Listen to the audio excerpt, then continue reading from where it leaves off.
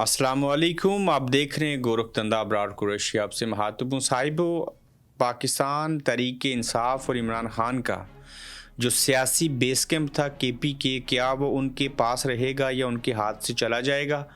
गेंद जो है वो इस्टेब्लिशमेंट की कोर्ट में है। अली अमीन का इस्तीफ़ा आ गया और सोहेल अफरीदी नए उम्मीदवार हैं पाकिस्तान तहरीक इंसाफ इमरान खान के नामज़द करता वज़ीर आला के लिए। देखना यह है कि कौन वज़ीर आला बनेगा, किसका बनेगा, किसकी हुकूमत होगी, और इस सारे पहलू के ऊपर बात करेंगे।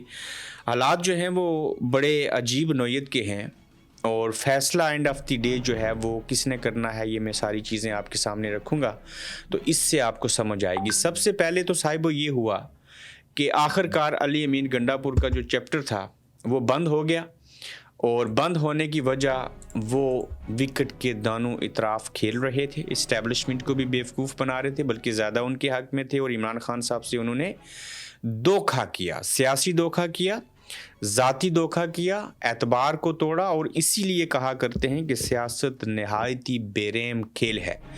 आज इस बात का इदराक हो रहा है कि अगर अली अमीन गंडापुर इमरान खान साहब से और जमात से और आम लोगों से, पीटीआई के वर्कर से मुखलिस होते तो 26 नवंबर को ना गोलियां चलती, ना लाइटें बंद होती, ना कुछ और होता, बल्कि वहाँ पे तब्दीली आ जाती और वो एहतजाज कामयाब हो जाता। जब अपनों को साथ हो के मरवाया तो अली अमीन गंडापुर के सार उनके हाथों के ऊपर इन लोगों का खून शामिल है।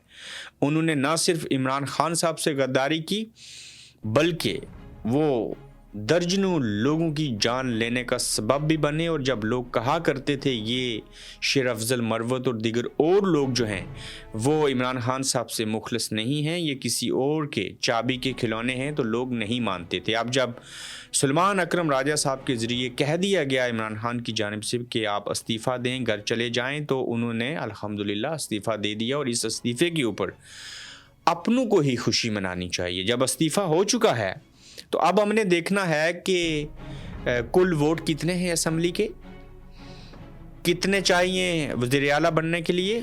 22 अरकान जो हैं वो बागी हैं और सबको पता है उनको बागी कौन बनाता है, उनका लीडर कौन है, वो किसके हाथ में है।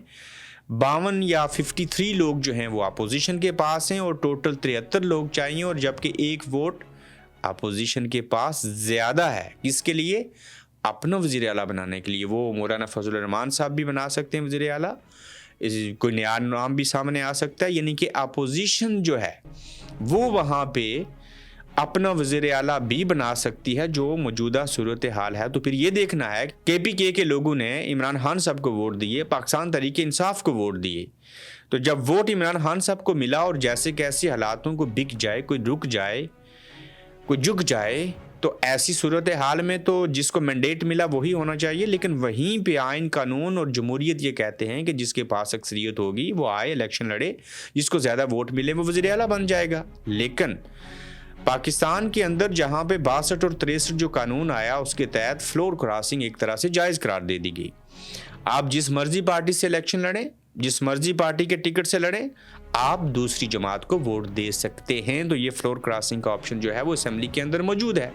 लेकिन उसके बावजूद कुछ रवायात होती हैं, कुछ अखलाकियात होती हैं। तो अगर इनको देखें तो जिन लोगों ने वोट दिए थे इमरान खान के नाम के ऊपर, और वो लोग इमरान खान से और उनकी पार्टी से और उन लोगों से गद्दारी करके अगर मौलाना फजल रहमान और किसी अपोजिशन के अंदर जमात के बंदे को कंपेयर टू पीटीआई के उम्मीदवार सोहेल अफरीदी के अगर वोट देंगे तो इनका रहना जीना मुश्किल हो जाएगा। ये तो एक सच है और इसको गद्दारी के ज़मरे में देखा जाएगा और ये मुस्तकबिल के मंसूबों में से एक मंसूबा हो सकता है।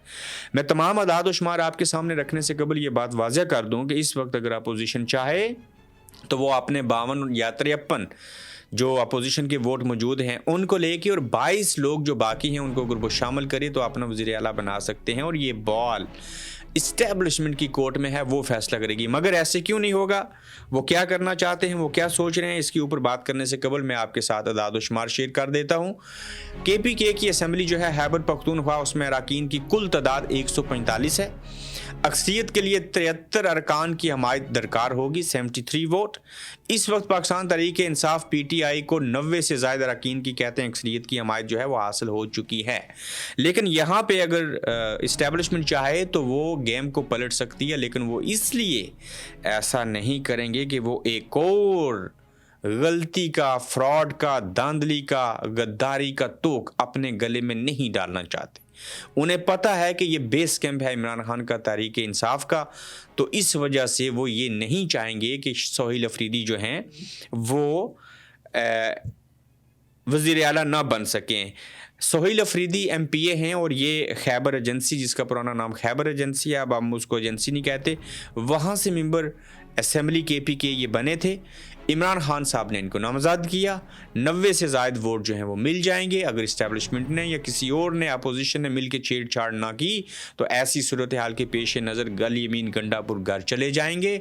इमरान खान के साथ उनका चैप्टर क्लोज़ हो चुका, वो एक्सपोज हो चुके और उनकी बहुत सारी चीज़ें सामने आएंगी और ये यकीनन नया वज़ीर आला बनना KPK में एक बड़ी तब्दीली होगी। चूँकि अली यमीन गंडापुर की मौजूदगी में भले की PTI की हुकूमत थी, तो वहाँ पर IG पुलिस से के दीगर लोगों से लेके वहाँ के जो अवाम थे वो आज़ाद नहीं थे, वो उस तरह से चीज़ें नहीं कर सकते थे, जो कि सारा निज़ाम जो था वो कंट्रोल में था। तो नए वज़ीर आला आने से क्या वो कंट्रोल ख़त्म हो जाएगा? क्या हकीकी मानों में वहाँ पे PTI की अपनी रिट कायम होएगी, या बसूरत दीगर अगर सोहेल अफरीदी ने कंप्रोमाइज़ ना किया तो क्या इस्टेब्लिशमेंट अपनी हुकूमत बनवा लेगी ये कोशिशें करके सारी चीज़ें?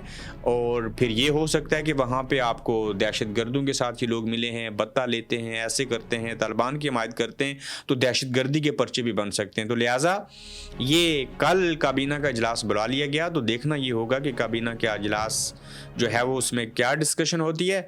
वोटिंग के लिए असम्बली इजलास कब बुलाया जाएगा, ये ऊँट किस करवट बैठेगा, सारी सूरत हाल आपके सामने है। तो इस हवाले से अपनी राय दीजिएगा, अपना फीडबैक दीजिएगा, अपना ख्याल रखिएगा। तो जल्द इंशाल्लाह आपसे फिर मिलेंगे। आप देख रहे हैं गोरखधंधा अब्रार कुरैशी के साथ।